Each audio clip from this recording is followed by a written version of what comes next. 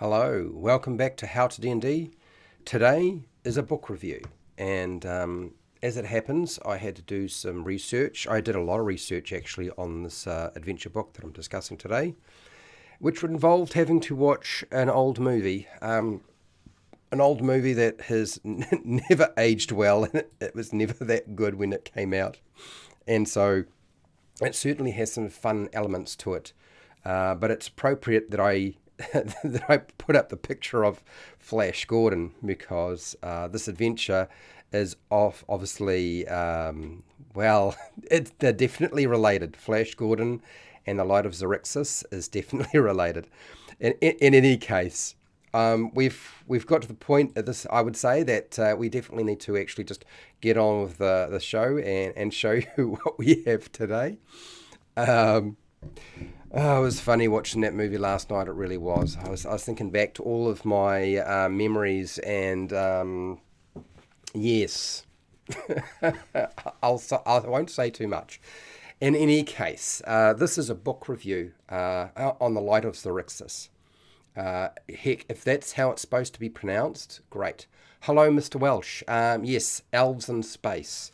I guess we classify the Mongos as elves, space elves in this case, because they're stuck up and generally apparently they want to take over the universe, keep their kingdom alive. So this is definitely going to have spoilers in it. So if you're not a dungeon master and you're not planning to run this, you shouldn't be here. You really shouldn't. Okay.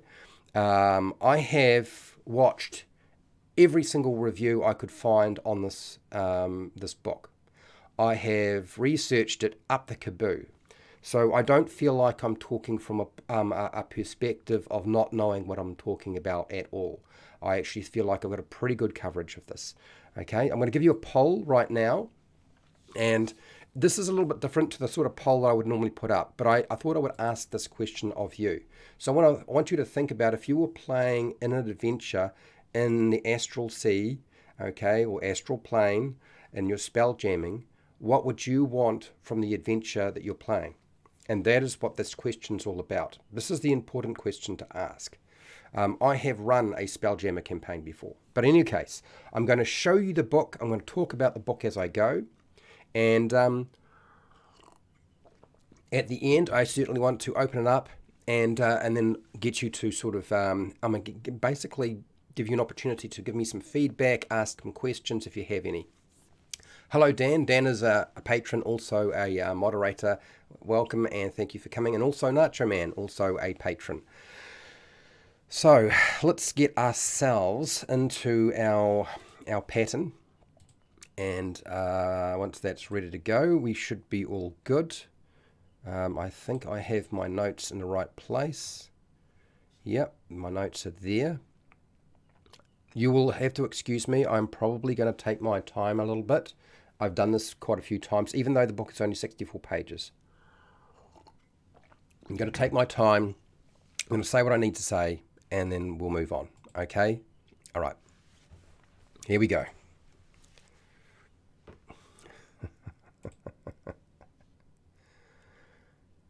Hi, welcome to HowtoDandD. My name is Fred Weller, and today I want to talk about Dungeons & Dragons. Now, today is all about a book review. This is the Spelljammer adventure, Light of Xaryxis. I think that's how it's supposed to be pronounced. It's a fictional name, so therefore a bit hard to figure out if I've got it right. The first thing I want to say about this book before I move on and start going into the details and actually showing you everything in the book. I'm not going to not show you any of the pages. I'm going to show you everything. This is intended to be a book review, and it's going to be from my perspective, and it's based on the Spelljammer Adventures in Space box set, but I'm specifically honing in on the adventure Light of Xaryxis for Dungeons & Dragons 5e. In my opinion, the standard front cover illustration is very alien and it's compelling. I think it's a great art piece. I don't actually like the alternative cover.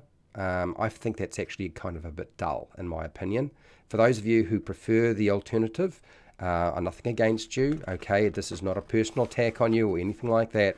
but for me, it doesn't really do what it needs to do, okay? I like my stuff to be exciting, and I want an illustration that actually tells me something. I'm trying to get something of the idea of what I'm going to be expecting. And this doesn't do it for me. What I will say about this book, ultimately, is I would say the contents page is generally adequate without having to require an index, although I will say an index for the non-player characters would have been helpful. I know it's still a short book, it shouldn't be that hard to find things, but the NPCs are of course going to be scattered throughout the book, and it would be nice to be able to find them really quickly. And if you're not completely familiar with the book, then you wouldn't be able to do this. Now, Chris Perkins has attempted to do something that Wizards of the Coast has never done in an adventure ever before. Now, what they've tried to do is create a television series feel and end on a tension point. Now, they've had some success, I think, with this book, but not completely. The thing with writing a book like this, like if you were to actually write a book like this, and it's a pre-made adventure for Spelljammer, that's a difficult task. I'm not actually convinced it can be done successfully in 64 pages. In fact, even if they had more pages, I'm still not convinced it can be done successfully, just because of the nature of the beast. It's space. You can go anywhere. I've run into this problem before with Star Wars and running my own Spelljammer campaign. So I don't actually think that it's necessarily going to be possible to write an adventure and satisfy everybody or achieve what you need to achieve. And it was clear when I was looking at the interview with Chris Perkins that he saw the problem himself. And it's like, what are you supposed to do with this? Now, there's information here, very brief, on character advancement, character creation, the structure of the book and how it's laid out. That's all there, of course, okay?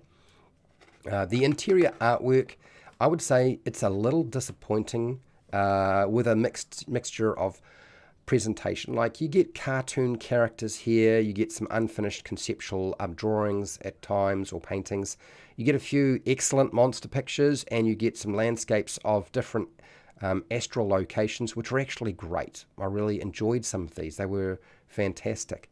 I'd also say that this adventure is trying to do something that most of the adventures for Wizards of the Coast don't normally do, which is it doesn't start at level 1, okay?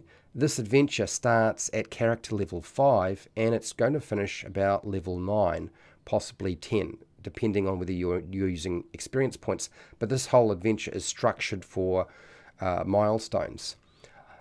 In my opinion, this was a smart choice. If you're going to do multiverse travel, you probably don't want to start at level 1. It's probably a bad idea.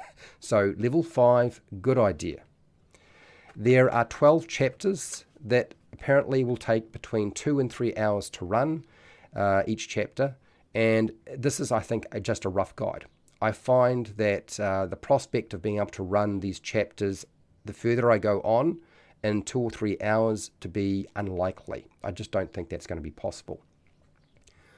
The overall adventure involves stopping the astral elves draining all the energy from other worlds to keep their dying star alive. This is quite familiar to me. I've heard this story before. And if you aren't familiar with it, we'll talk about it some other time maybe.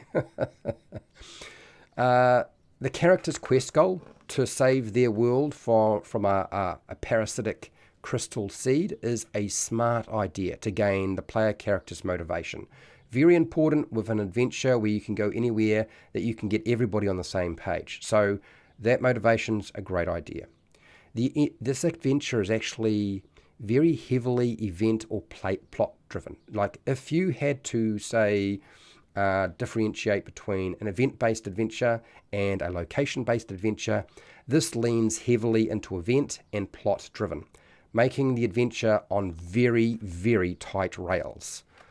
A lot of effort has gone into designing this adventure to give the players the illusion of choice and actual choices with consequences. So there's actually a mixture going on here. It's not just one way. For anybody who thought, okay, it's just going to give them the illusion of choice. There are actual true choices taking place as well. As a result of that, safety nets have been built into this adventure. Should the player characters lose their way and not be sure what to do, or fail at a particular part of the adventure or task, or they don't follow the plot. So if they don't follow the plot, then there's a way of pushing them back onto the track and moving them forward.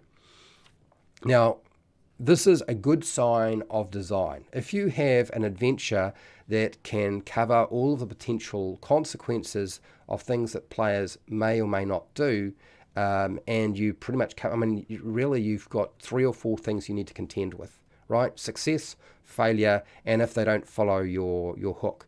And so if you can cover those things, you've done pretty well. And this adventure really does a pretty good job of trying to do that.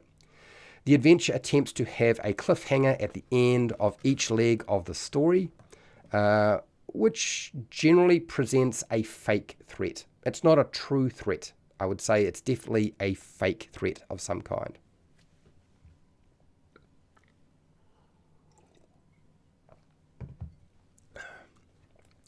The length of this adventure is short, and I'm fine with it being a short adventure. I applaud Wizards of the Coast for writing a shorter adventure story rather than some of the longer stuff we've had, because it makes it easier to run. I've been asking for this. I think a lot of people have been asking for shorter stuff, so they've done that. So that's great. This is inspired, or should I say plagiarized, from the old Flash Gordon movie in many respects, down to key locations within the adventure or story, it being in a strange space reality, involving saving the planet from destruction, and duplicating characters. Like, there are characters here that are duplications from that movie, and unfortunately copying sections of dialogue directly from the movie and inserting them into the adventure. I mean, I don't know how they didn't wind up getting into trouble for this, but they probably should. What you do find is that aspects of the old science fiction movies have been incorporated into the story. It's not just Flash Gordon. I would say we're getting aspects of Thor Ragnarok. I could see elements there. I could even see aspects that relate to the story Star Trek, particularly Star Trek The Wrath of Khan. Treasure Planet, you definitely get that feeling. There's a very strong the black hole, the old Disney movie feel to this. Particularly near the end, you notice that they're definitely coming out. And the Addams Family, kind of, there's definitely a vibe to that. And then Pirates of the Caribbean. Like, there's all those aspects kind of drawn into this adventure. Now, if that sounds like something you would enjoy, good. One of my greatest concerns is this adventure is written like a short story or a novel or a short novel rather than a Dungeon Master tool. So it seems like it has been specifically designed to read like a novel of some kind. Now that seems to be a product of Wizards of the Coast's marketing team, assuming that a lot of people never actually run adventure books and they simply read them like a story, which may well be the case. But does that necessarily mean that you get what you need rather than entertaining somebody with a fun story? If you're going to do that, just go write a story, okay? We've said this before, everybody has. The ticking clock to save the player character's world doesn't actually create tension. It's one of the things, unless I haven't actually run this adventure, so I don't know for sure, but I don't believe it creates tension because it's so vague and it has no defined system in place. So because it's so vague, really the time frame is whatever we need the time frame to be to allow the players to do what they want to do. Now that's got some good aspects to it and some bad aspects to it. Not all of the answers are in this adventure, if that was even possible. So if you were looking for answers as a dungeon master, or if a player has a question, if you have questions, you're not going to get all the answers from this book. Would that be possible? I don't think it probably is, but you can't get everything from here. What happened to the seeds and the giant crystals and the giant crystal vines that grow in the world's core. I mean, this is like a catastrophic event that damages the planet, and yet for some reason we're assuming that once they complete this, that won't be an issue anymore. There aren't a lot of maps in the adventure, but the ones provided are fine for a dungeon master playing in person. But if you're on a virtual tabletop, these maps won't be suitable for you because they won't look very good, unfortunately. This adventure doesn't allow a player to explore the astral sea or wild space, which makes it inadequate for a general Dungeons & Dragons community who expect that kind of experience. So if you were expecting to be able to go pretty much wherever you like and do whatever you wanted to in a Spelljammer campaign, okay, or Spelljammer adventure, and this is a Spelljammer adventure, you're going to be sadly disappointed, unfortunately. Some of the adventure can be chop-shopped for parts. You could cut it up into pieces and then include it into your homebrew campaign if you wanted to. Not all of it is you can't chop everything up, unfortunately, but there is a lot of it that can be chopped up. This adventure initially appears to be suitable for a beginner dungeon master till you get halfway through the story. And as a result of just so many moving parts, it becomes a bit of a mess. So at that point, it really is going to be difficult to run, even for a intermediate to experienced dungeon master, just because there's so many moving parts and so many potential outcomes or consequences to the player's character's actions or what the NPCs will actually do. The adventure book is expensive for the quality of the tool that you are provided with, in my opinion. But we are dealing with a book that has a hardcover. It has significantly stronger pages. The page thickness is much greater. A lot of the pages are actually gloss, and you see there's no water damage. There is nothing here that indicates that this book is a poor product in terms of the construction of the book. The book, in terms of construction, is actually extremely good. It's just about whether the tools provided are going to be suitable for you. I think overall, for me, this is going to suit people who are happy to run through a very story-driven, fixed plot adventure. And for those of you who are got groups or wanted to have more of a sandbox feel, you will not like this book, and you will have to cut it up into pieces. You can probably cut about half this book up into pieces, maybe a little bit less, and use it in your own campaign and do your own thing. So it's going to be a very difficult situation. I find this combined with the other two books as part of the set. I still am not convinced that this is a particularly good product.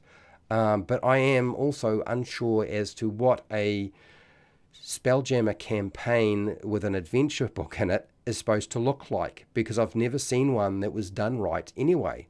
So I don't know what else to say about this thing. All I want to say is if you have any questions, if you have any feedback, provide that in the comments section.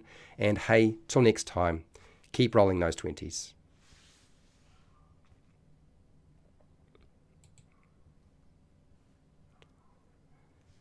Okay, give me a second, and I will. I'll go back. We'll go over to the chat. Now, for those of you who were expecting me to say really good things about it, you don't have to You don't have to get upset if I have from what I've said. I've just tried to be honest about this, and so I wanted to put some perspective into this book in terms of what's going on. But I want to talk to chat first. So I do want to talk about the book a lot more. Do you know what I mean? And give you a better idea of where because I have run a Spelljammer campaign and I've run a Star Wars campaign. So role-play games in space, I have a lot of experience with playing and dungeon mastering or game mastering. So I know some of the issues that you wind up putting your head up against when you start you're giving yourself such a huge canvas. It's different when you're on a planet and just one planet and you stay there. But when you can go anywhere, it's a very different kettle of fish. Anyway, let's have a look at the poll, and then I'll go through chat. Do you want to be restricted when you can, where you can or need to go in a space adventure? Okay, so people said yes, 11%. Okay, no, 67%. Okay, so obviously, the vast majority seem to be really, they don't want to be restricted where they go. See, this is the problem, and I knew this would be the problem. I'm going to explain it to you a little bit more, but we'll get back to that. Okay, so don't go away. So I'm not saying, now, here's another thing about this book that we need to discuss is, if this was the only book for Spelljammer that Wizards of the Coast made, I don't think it would be quite so much of an issue. And if it wasn't tied and connected directly to the other two books in this box set, I think it would be less of an issue as well. Undecided 11%, and just watching 11%. Okay, so let's go. There's only 9 votes up here. I imagine everybody is watching videos on, what is it, the new Unearthed Arcana that's dropped. I don't want to talk about that today if I can help it, people. I want to focus on this product instead. The first poll you don't understand. Okay, so Seeker, let me get to answering your question as to what the heck I'm trying to say. So what I'm trying to say is, if you are playing in a space adventure, do you want to be restricted where you can go and where you need to go in the space adventure? In other words, do you want to be able to go wherever you want to, wherever you choose to travel, or do you want to be told you have to go here because this is related to the adventure? And if you don't go here, well, you're not following the adventure. And if you try to go somewhere else, you're going to be pushed back onto following this line. Essentially, do you want to be railroaded when you're playing a space adventure? It's space adventures are one of those. This is a topic I need to sort of discuss more. So Seeker, hello. Summit, hello Summit. Mr. Welch, what do you got here? I can't wait to get to the city on the back of the giant space manta ray, the actual Spelljammer. Right. Yes, it is a very restrictive adventure. That's what Nacho Man is trying to say, and that's what I was trying to get at. If I wasn't clear with my question, I was sitting here trying to figure out how do I word it. And I didn't want to say railroad, do you know what I mean? Because that felt like there was too much weight towards the question. I was weighting the question too much, so I didn't use the word railroad.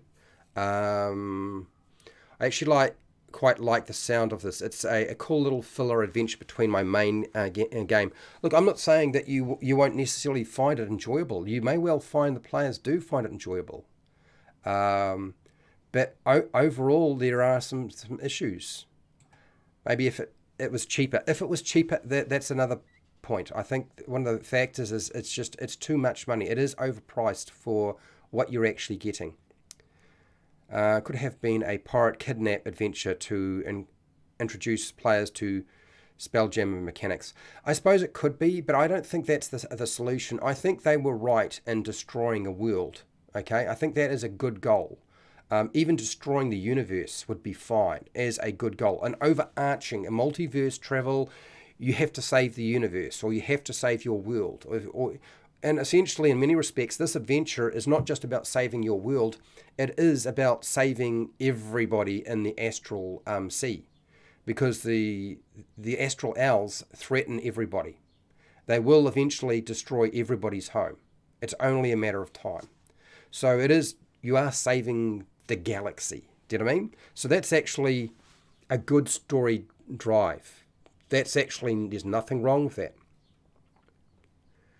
I like to DM story-driven campaigns. So here's the thing with an event or a plot-based adventure. For those of you who are unaware, event or plot-based adventures work with groups who like story-driven campaigns where it is an event-based adventure, where they don't have necessarily a lot of choice. Do you know what I mean? In terms of whether they go south, north, east, west, left, right, backwards, forwards, whatever. Okay. Also, story and event-based adventures, they run into the problem they don't translate well to a general audience. Okay. The reason being is because everybody likes a different kind of story, whether you're a dungeon master or you're a player. So they don't translate very well to, and this is one of the biggest problems for pre-made adventures that are written as an event-based adventure, is they wind up being the weaker of the adventures and the least acceptable for the general community. What you'll find, so for example, a good example of an adventure that has an overarching goal that's really strong, but you can go wherever you like, is Curse of Strahd, because you have Barovia. But Barovia's got some very hard limits. And Spelljammer, there's no real hard limits to where you could go. You could literally go anywhere. I've run into this problem before when I've run a space adventure.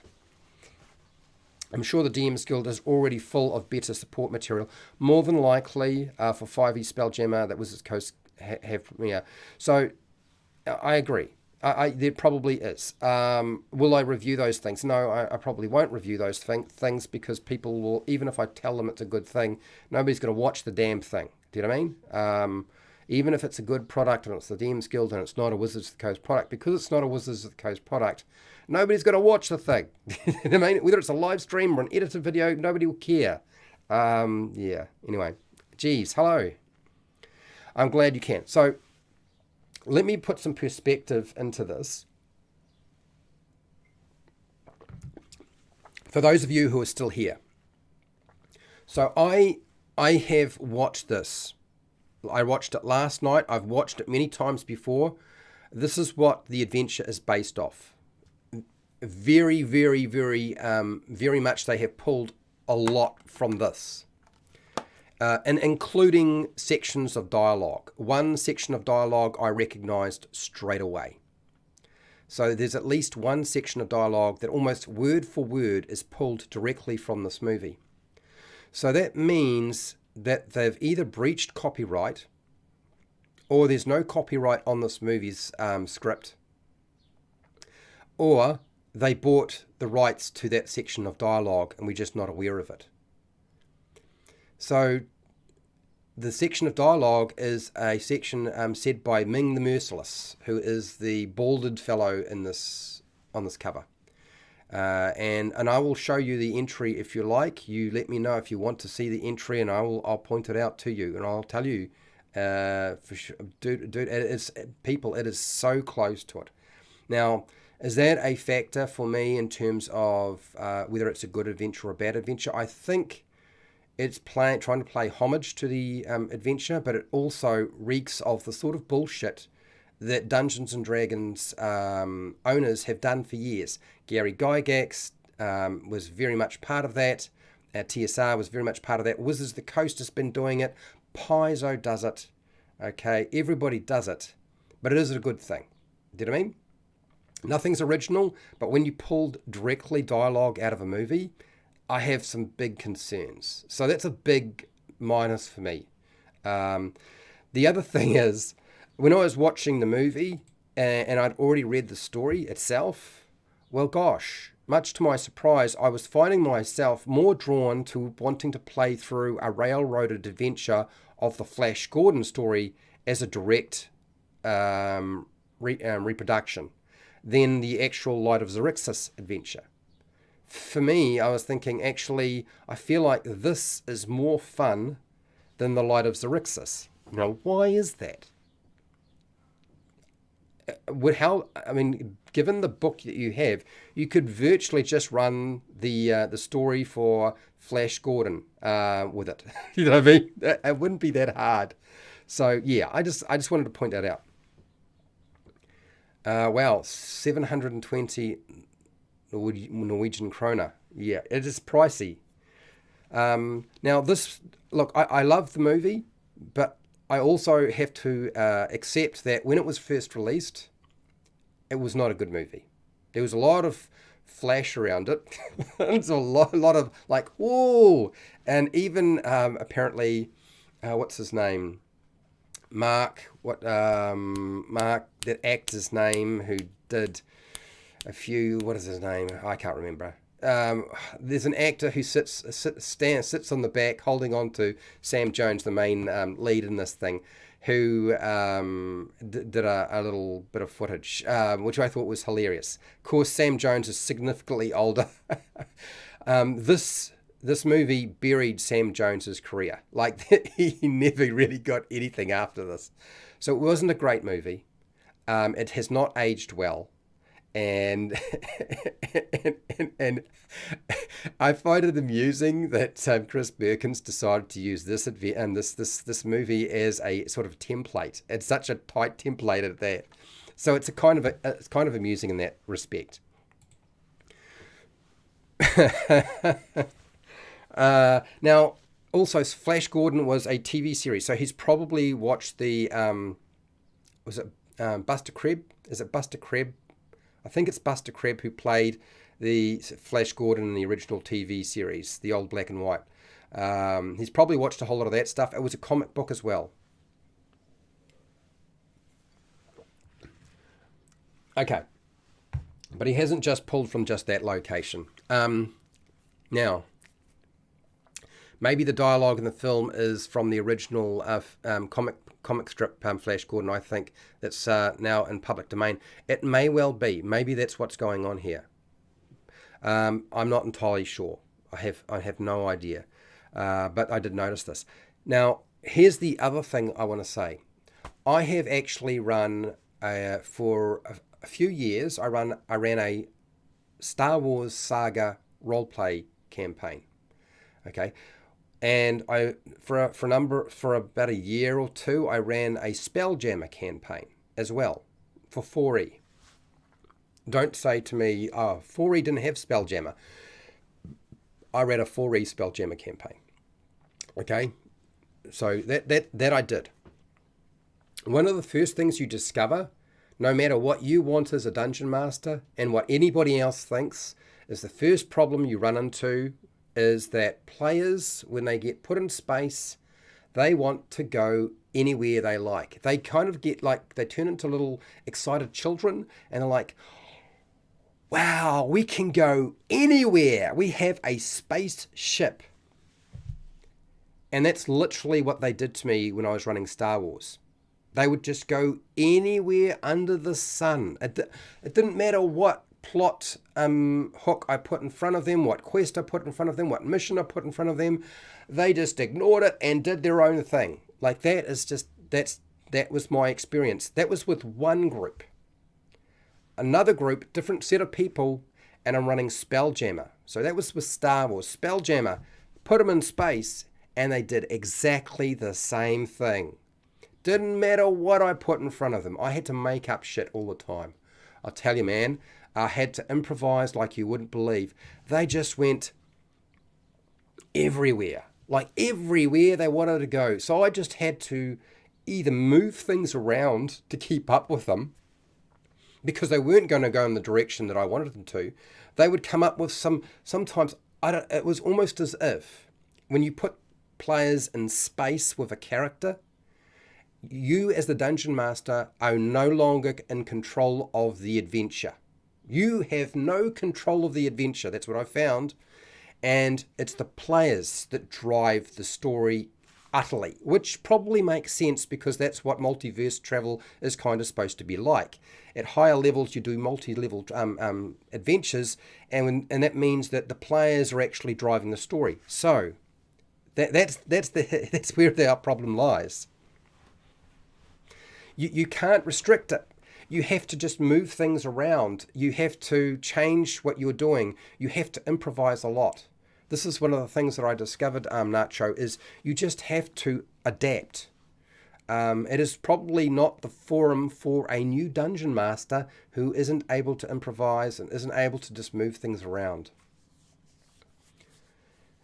Inflated fuel prices. Yes, I suppose you could do that, but it becomes apparent, for example, that if you do that sort of thing, players read into it. and they will heckle the shit out of you. If you start putting things in there and it becomes too obvious what you're trying to do and drive them in a particular direction when you put them in space, they get pissed off. Okay? They get pissed off. Now, whether they leave your game or they decide to just refuse, because they can, that's happened to me. It's not like I haven't tried. It's not like inflated fuel prices haven't been something I have considered, but I can assure you that it doesn't stop them. Hello, Michael Fox. How are you? I'm hoping, Michael Fox, are you the same Michael Fox that was in Back to the Future? Because if you are, that would be fantastic. But if it isn't, hi, Michael, how are you? There was also a really crap reboot series. Yep, Buster Crebb, wasn't he the Olympic swimmer? I think he might. I can't remember. Or am I thinking of Tarzan? No, yeah, that's the guy who played Tarzan. Yeah, that was he was the Olympic swimmer. That's why every time they had so many scenes of him swimming, because he was so good at it, and he was fast. It's like he's motoring. Anyway, so there's a problem with an adventure that's on rails when the players want to go wherever they want to go. Now, the adventure makes every attempt to try to rectify that problem, but it also becomes obvious over time that that's what's going on. And I know my players will see through it. One of the things I noticed in the adventure that I know my players won't spot straight away, the first couple of times it won't be a problem, and is the fact that they put a cliffhanger and pretty much at the end of every leg of the adventure. Every section of the adventure ends like an old TV series. So let me just pull up this and go, and I'll just show you what I mean. If I can just bear with me while I flip through some pages, you'll find that really each leg of the adventure is about 2 pages to 4 pages long, which is great. It's easy to prepare, absolutely. So this isn't the beginning of the adventure. The beginning of our adventure starts here. Okay. Basically, we're dealing with blights. Astral blights that are attacking. The waves are unstoppable. The idea is you have to get off the planet. If you don't get off the planet, you're going to be killed by blights. Basically, that's what the players are driven to try to do. Okay, so they don't know how to get off the planet. They don't realize they need to get off the planet. But the adventure drives them in this direction. They have to go to the docks, right? Rush to the docks, fight their way through the blights, make a run for it. Now, they could go along with a sea captain that's already there, or if they refuse to do so or get caught up, it doesn't matter because the sea captain comes to them and rescues them if they get themselves into too much trouble. And it basically ends, okay, with either do you need a lift, sailing the ship, basically flying above them, dropping a ladder to try and pick them up out of the problem they're now contending with, or they make their way off the planet as the crystals are destroying their planet. Now, apparently these crystals are growing very fast, but it's going to take months for it to eventually destroy the world completely. But God knows how much damage it's already done with earthquakes and buildings collapsing and people dying. Do you know what I mean? So this is the first thing. Now, the first cliffhanger we are provided with won't be an issue. The players will probably not see through that straight away. Yep. I think if you were thinking of running this campaign, this is something you would need to discuss with your players in session 0. Yes, you would. You need to say, like, you kind of have to follow the story. Otherwise, it's going to be, if you don't get buy-in, you're in trouble. Michael J. Fox, named after my dad. Okay. People at work didn't believe me until they see my name tag. Okay. All right.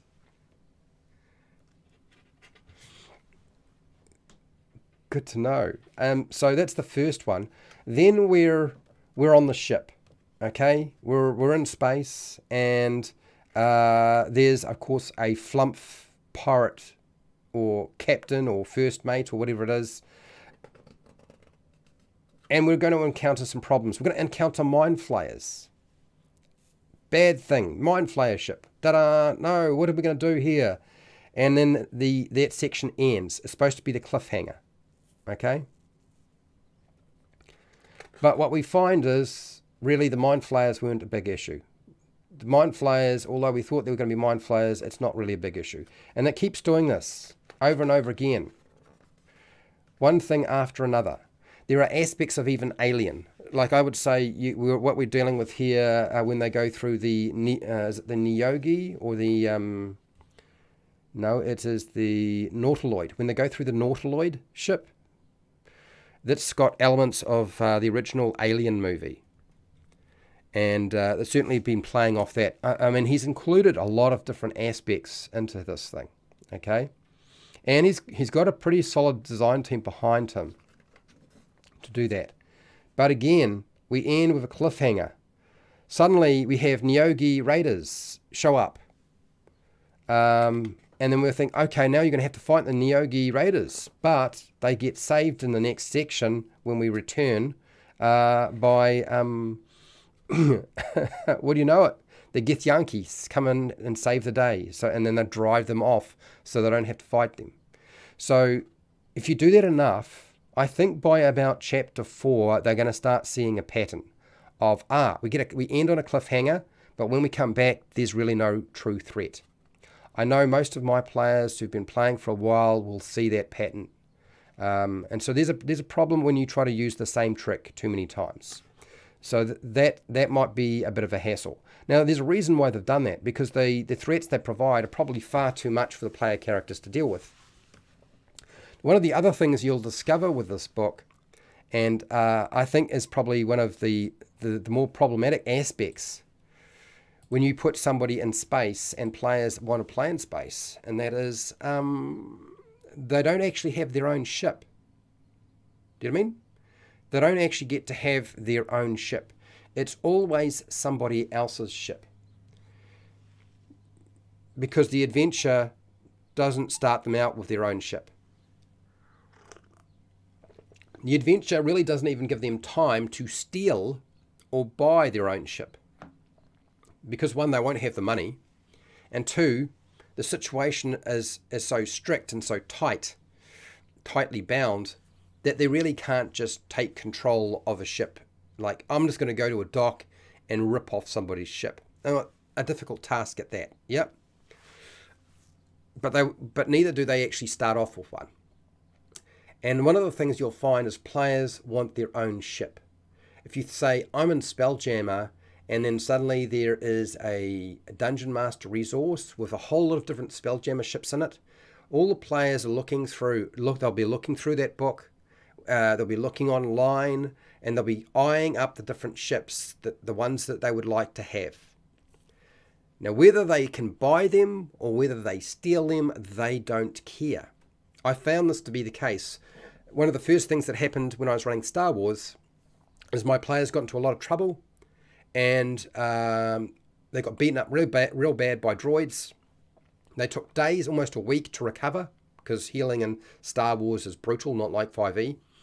And then they said, screw this, we had enough. We're going to steal a ship and leave the planet. And so I put in all these protocols, and they figured out how to get past every single one. Because they've got 5 or 6 brains and I've got 1 brain. So I can't figure out and solve every problem they can put. Everything they can come up with, I can't stop all of it. Do you know what I mean? I feel like this Light of Xaryxis is more of a novel or a movie rather than a Dungeons and Dragons adventure. So Nacho, you're right on the money here. It sounds more like a movie or a book rather than a campaign. Yep.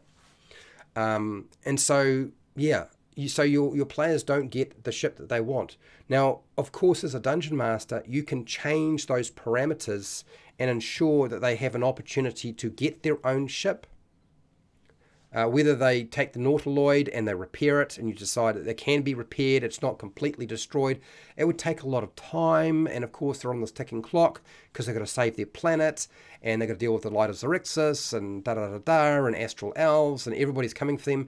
There is no, like, it's very tight. It tells you when they can short rest and when they can long rest. Literally, the adventure spells out exactly when the rests take place and when you can't take rest. And the way that it's structured means that this is all going to take place in the space of a couple of days.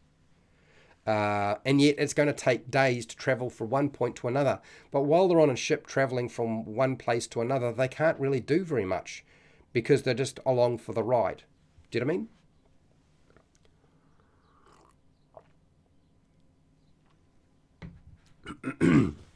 Now that I've said that, do you remember how I said that there's a lot of chop shop stuff in here? Things that you can chop shop and use in your campaign you could pull directly out of the book. What I thought I would do, since I didn't necessarily spell that out during my review, the presentation that I did, is I would show you which pages I think you can port out of this adventure and put into your own campaign. And so I'm going to go through that now. And you'll let me know if that's going to be useful to you or not, but I think that's probably a good point to start with. There are also NPCs. I mean, there's plenty of NPCs that you could utilize and port over to your campaign as well. Some of them are good, some of them are kind of crap. But let's have a look at the sections in this book that you could cannibalize. The first section of the adventure itself is pretty much useless to you, because it doesn't really give you any maps, it doesn't give you a location as such, there's nothing really to port over. You could port over the idea of the first chapter if you wanted, if you want to have seeds destroying a world and giant crystal vines, I suppose you could port that over. This is one I wasn't expecting to see a stat block in this adventure, in this position. Like, that's a little bit odd. So I don't feel like this is a portable section that much. Not unless you are definitely going with, you know, seeds and crystals are destroying the world.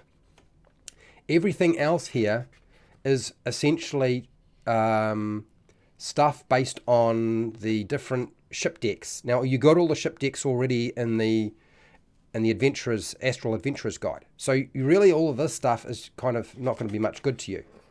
And we'll just keep going through here. Now, what it does do in one of the locations is you have a derelict Nautiloid. This is the Mind Flayer ship. And it does have, not all the locations are spelled out, but some of the locations they spell out, like some box text, what treasure you would find, and what's actually in that location. From a page about, I'd say roughly from a page 17 onward, you could port out all of that and use that. And it doesn't necessarily have to be tied to this adventure specifically. And you just finish off here. You know what I mean? If you want to include the Neogi Raiders, you can. So that means that page 17 through to 19, you could use that derelict Nautiloid as an encounter that you can place anywhere in astral space. You know? In the astral sea, you can put it anywhere you like. Hello, Spirit Wolf. How are you? So that would be the first one. That's the Treacherous Salvage. Now, anybody's asking me, will I do a Dungeon Master guide on this? Absolutely not. Absolutely not. I don't believe that it needs one. Okay? I do feel like they have given you what you need to sort out. Everything else you're going to have to figure out yourself. I just don't think that it would be any point. I think it would be I think people are being disingenuous when they start doing a Dungeon Master guide on this book, because it does not require it. That does mean that there is a point within about halfway through the whole adventure becomes really complicated, and it's a little bit hard to get your head around. But and if you're experienced, you'll be able to figure it out. If you're not, it's just an element of skill, unfortunately. So we keep moving along.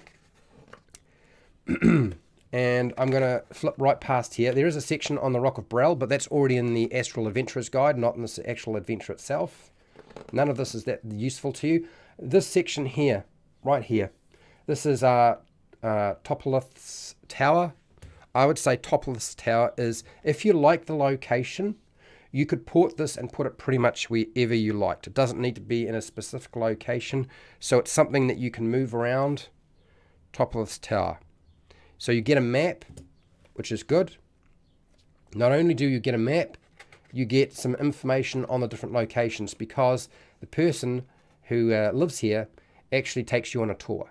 So it's going to take you roughly from pages, I guess page 26 through to roughly page what is it, 29.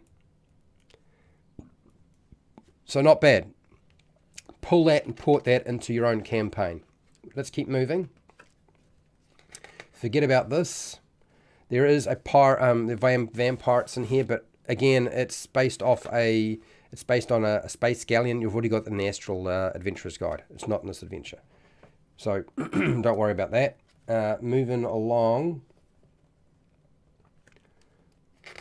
Last breath. Was this the bit that I thought you could port across? Not really. No, I didn't think that was terribly interesting. Moving along.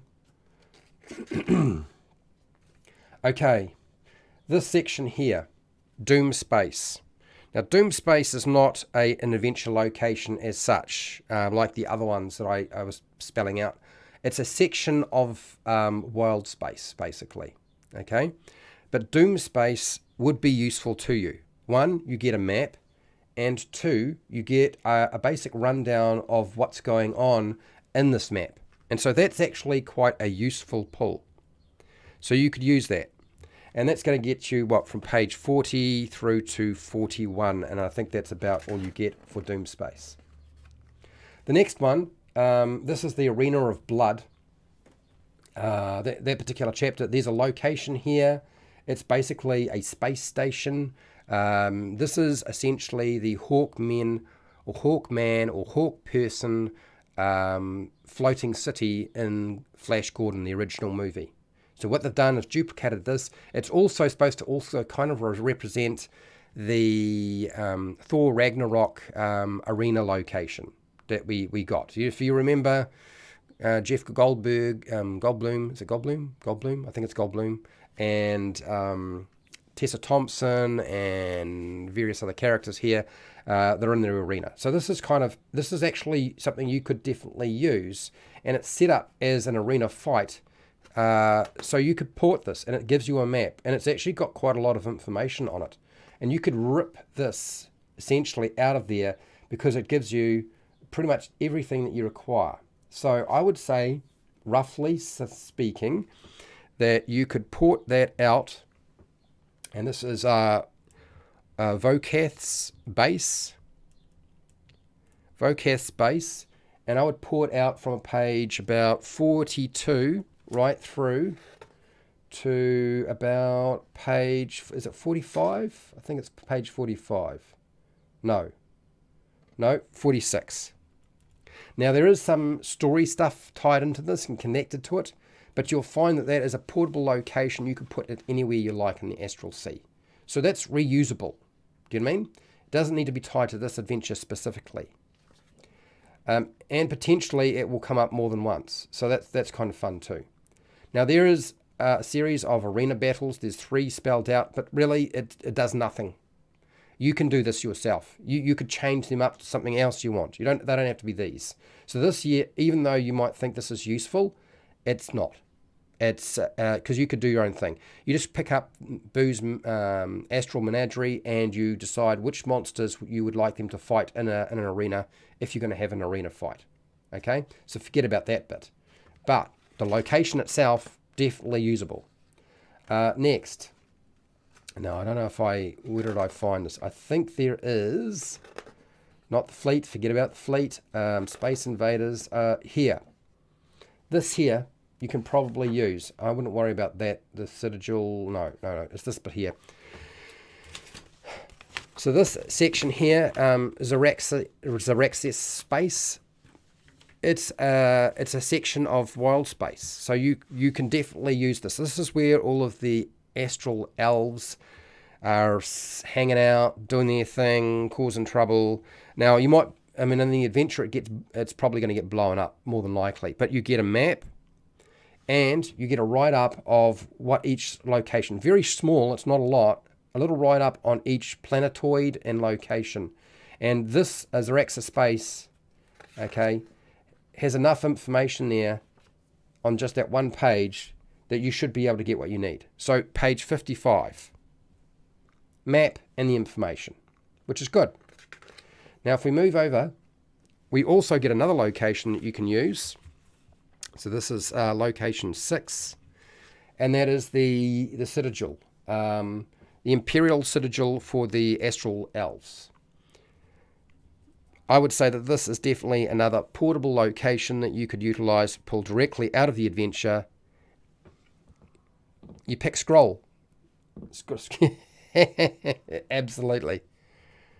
So you get a map and you get a breakdown of the different locations. Now, granted, it's probably not going to give you enough and you'll still have to do some work. Okay. But looking at that, that's 2 pages that there's a location there. Now, there's some stuff tied to the actual story itself here, but this is useful. So you can use that. Page 56 through to 57. So that's shoppable. This thing here is shaped like a butterfly, and it's literally, it connects itself to a star and draws its power from a star. And so you can just have it go wherever you want it to go. It doesn't have to pull from the Xaryxis or Xaryxis star. Next, the Temple of Light. Another location gives you a map and a breakdown of that location. So I'm going to say that that would be another place that you can pull from if you wanted to, the Temple of Light. So you can see what I mean by it is shoppable. There are bits in this that you can actually draw out and use to your advantage. Now, am I right in terms of how it's laid out? I think all the information you need is actually on this page, 58 through to 59. 58 to 59. Okay? And then after that, I don't think you're going to find anything terribly useful. The Light of Xaryxis chapter is basically the players having to decide whether they destroy Xaryxis, the star, or do they not destroy it and let the entire universe suffer and let their planet die? It's a pretty obvious choice. The players are going to destroy the Xaryxis star. As they should, because the Astral Elves are fuckwits.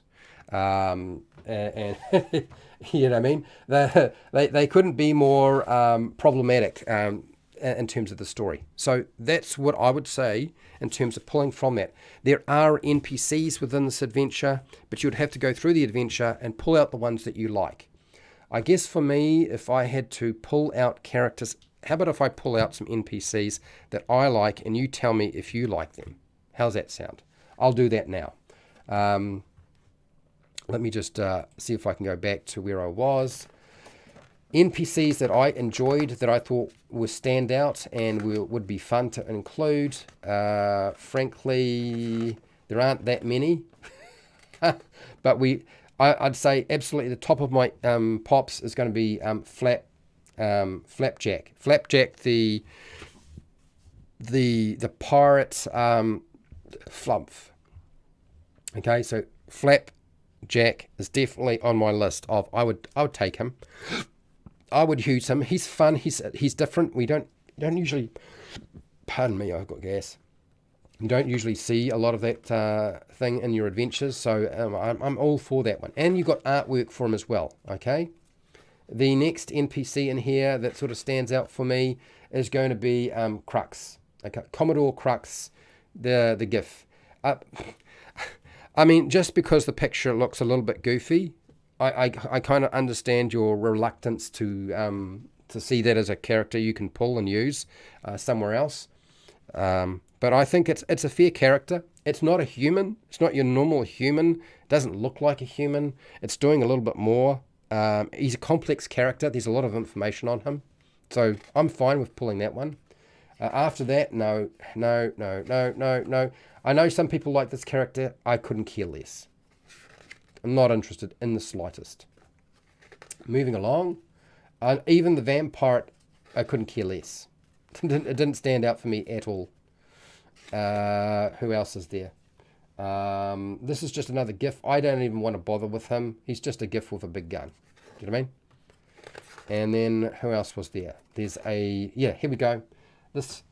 This character here, that definitely stands out. This is a Mercane. Mercane basically, they sell stuff. Do you know what I mean? You're dealing with a character who is basically a merchant Consider them a gun merchant. Essentially, they sell weapons of war. But I like the character. Kind of reminds me a lot of Jeff Goldblum in Thor Ragnarok, which I kind of feel like that's where they probably got it from. Moving along, in terms of NPCs that I would also consider pulling, couldn't care less about the two main villains. I feel like you could get rid of both the daughter, the sister, and the brother, and replace them with Ming the Merciless from the original Flash Gordon movie, and it would be far more interesting. That would probably be the only NPCs that I can think of in there that really drew me in, and I thought, right, I would use them again. All the rest, pretty tame as far as I'm concerned. Okay, let's see. All right, that's that. We're on the top of the hour. I'm going to have a look at the chat. I'm probably going to close it up here. I think this is probably a good point to close it up. But what I will do, since I do have plenty of time, if you want me to have a look at the new Unearthed Arcana very briefly, I'm open to the concept. Okay, I'm open to the concept. So I'm going to end the poll that I put up. I'm going to start a new poll. I'm going to go and take my break, and I come back and see what you want to do. Okay, do you want me to... Now, if you are looking for a Dungeon Master review on this adventure, I've essentially just done it. I've told you what locations I would pull from the adventure, and I've told you what NPCs I think you could reuse. Okay? And that's really all I would say with this thing. Anyway. Do you want me to talk about my first impressions of the unearthed Arcana? What is it? Cleric species? And species? I think it's something like that, is it? I didn't really quite get the gist of it because I was asleep. I'll put down yes. No. Undecided. I have nothing better to do. I'm bored. Why am I putting that in? Anyway, there's the poll. Oh, what book am I doing next week? Nacho Man. Next week I'm doing Dragonlance Shadow of the Dragon Queen. It will not be the physical book because I won't have the physical book. It will be on D&D Beyond. One of the subscribers has ensured that I have access to it, and so you'll find that the scheduling for that particular live stream may be on my Friday or it may not. You know, it might shift just depending on when I get it available to me. I'm not going to do a lot of homework on it because I just won't have time. I usually like to take about a week or two to actually process something, and I won't be able to do that in this case. So that's the book I will talk about, the new Dragonlance adventure book. Okay, so I'm going to go and take a quick break while you guys fill in the poll. Okay, complete the poll. Okay, fill in the poll. There we go. Fill in the poll, and I will take a quick break, and then we'll come back and we'll see what people want to do. Transition. So Arnold will look after you for just a second.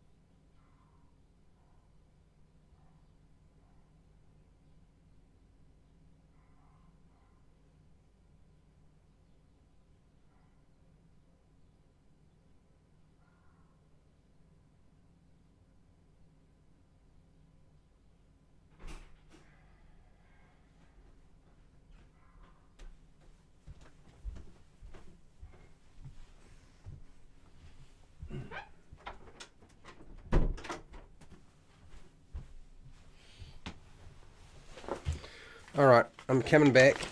I'm just going to get myself organised, and we'll go from there. La la la la la la la. Into my hole. Grab my hat. Grab my phone, because I'm probably going to have to look at my chat on my phone rather than anywhere else. Okay, right, my phone is getting fired up, and let's find the information that we need. Coming back over. Hello, how are you? Fill in the poll. Right, so we've got yes, 33%, no, 33%, undecided, 33%, out of 3 votes. Frankly, I don't think there's much point. Actually, maybe this is a good time to stop. Thanks for today. No problem, Snart Show. I'm going to go back to bed. Still recovering from COVID. Fair enough. I actually think maybe that's probably not enough interest in something. I think that's three people have voted, and only 33% are interested in doing something like this. I think the Unearthed Arcana is not high on our priority or anybody else's. We're going to keep getting these month after month after month. So I'm not hugely surprised by that fact, actually. It's like, yeah. And how many other channels have probably talked about it? First impressions. Do you know what I mean? So yeah, maybe this is a good point to stop. So that's what I will do. Okay. I don't feel like that's enough of an interest in that. Will I talk about the Unearthed Arcana, clerics and species in the future? Yes, I will, but not today. Really? Do I really feel like is 50% enough? I'm still not convinced that 50% is enough. Is there 10 of you in here? And out of 4 votes, that's how many people want to do it? I don't know. I'm not convinced at all that 50% is enough. I'm still inclined to just go and do something else, go cook myself some food and get on with my day, and let you go and get on with your day as well. 50% seems... Do I do it for 50%? Out of 4 votes? I don't know. I really don't. I'm really not that hugely convinced. And the time it takes me to pull up my phone and get myself onto YouTube using my phone, we'll see how we go.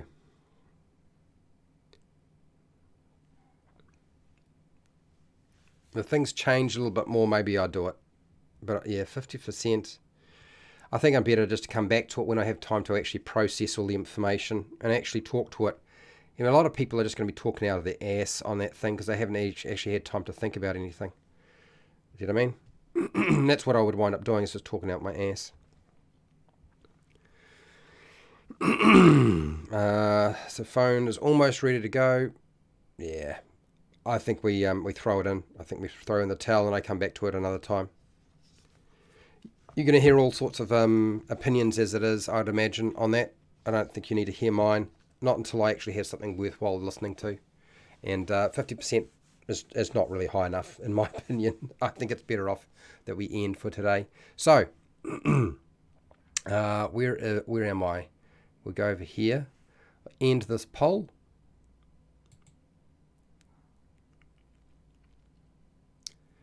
And we will cycle ourselves out. So I just want to say thank you to all of my patrons who support me on Patreon. I want to thank everybody who showed up for the live stream today and took part in the live chat and also watched the live stream. Thank you very much for being here. Hopefully it was useful to you in some way. And for everybody who's been watching the replays of my live streams in particular, and my edited videos and putting up with my shorts videos, Thank you. I have to do the shorts videos. It's kind of necessary. Otherwise, YouTube doesn't seem to like me very much, and so therefore the channel dies. So wherever you are in the world, whether it be the morning, the afternoon, or the night, or the wee early morning, please look after yourself, your family, and your friends. Be nice to your neighbours. And hey, till next time, keep rolling those 20s.